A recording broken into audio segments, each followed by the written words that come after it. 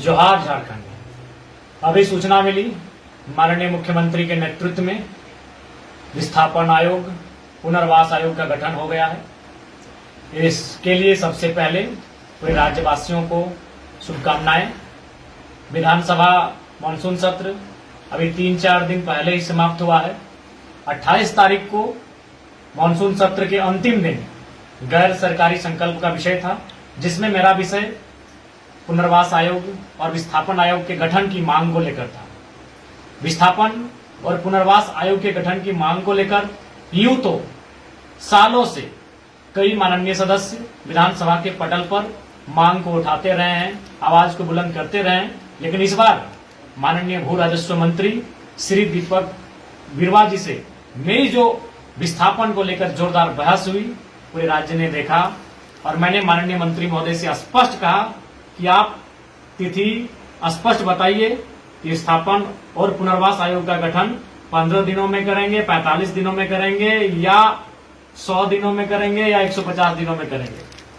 तो उस बहस के बाद जो बहस जिसको मैंने पूरी ऊर्जा, आक्रामकता और गर्मजोशी के साथ अपने चिर परिचित अंदाज में रखने का काम किया था, और उस बहस के 5 दिनों के अंदर आज झारखंड कैबिनेट से अंतिम मुहर लगी। जो 25 वर्षों से मांग अधूरी पड़ी थी, विस्थापितों की मांग, विस्थापितों की आवाज, उस दिशा में सरकार ने पहल किया है और इसके लिए मैं माननीय मुख्यमंत्री और माननीय विभागीय मंत्री को भी धन्यवाद देना चाहूंगा। साथ ही पूरे राज्य के जनमानस को शुभकामनाएं कि चलिए अंततः इस राज्य को विस्थापन और पुनर्वास आयोग के गठन का शुभ समाचार मिला।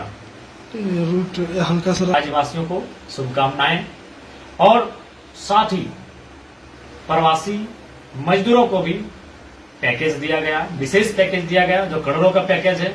इस पर भी मैंने 3 बार विधानसभा में सवाल किया था, बहस किया था। एक बार बजट चर्चा परिचर्चा में, एक बार शून्यकाल के माध्यम से और इस बार के सत्र में ध्यान आकर्षण के माध्यम से मैंने प्रवासी मजदूरों की समस्याओं से हमेशा सरकार को रूबरू करवाया है और उस पर मैं हमेशा अडिग रहा हूं। मैंने हमेशा जोरदार बहस किया है। तो कहीं ना कहीं और मूल रूप से विधायक का काम यही होता है, सड़क बनाना। ये विभाग ये काम है, इसको डीसी भी करा सकते हैं, इसको अन्य पदाधिकारी भी करा सकते हैं। डीएनटी फंड से तो कहीं सीएसआर फंड से, तो कहीं टायर्ड तो कहीं अनटायर्ड फंड से ये काम हो सकते हैं। लेकिन विधायक का जो मूल काम होता है, विधेयक पर बहस करना, विधेयक पर चर्चा करना, विधेयक प्रेजेंट करना या फिर विधेयक बनाने के लिए सरकार को बाध्य करना।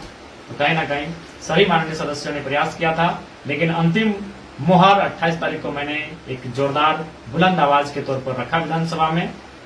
और इस बार का जो बहस था वो विशेष इसलिए था क्योंकि इससे पहले जब विस्थापन पे बहस हुआ है तो माननीय सदस्य को कहीं ना कहीं विभाग के मंत्री संतुष्ट करवा लेते थे, माननीय अध्यक्ष भी बीच में इंटरफेयर करते थे और उनको कहीं ना कहीं संतुष्ट करवा लेते थे। लेकिन इस बार मैं अडिग रहा, मैं जिद्दी बन के रहा कि नहीं माननीय मंत्री महोदय, इस पर किसी प्रकार से अब टाल मटोल नहीं होगा। विस्थापन के नाम पर लोग सिर पे माथे पे गोलियां खा रहे हैं, रोज लोग लाठियां डंडे खा रहे हैं, जेलों में भरे जा रहे हैं, तो इस पर अब कोई समझौता नहीं होगा। आप स्पष्ट कहें विस्थापन नीति कब बनाएंगे। और अंततः जैसा कि समाचार मिल रहा है, विस्थापन आयोग, पुनर्वास आयोग का गठन किया जा चुका है। इसके लिए पुनः राज्यवासियों को शुभकामनाएं।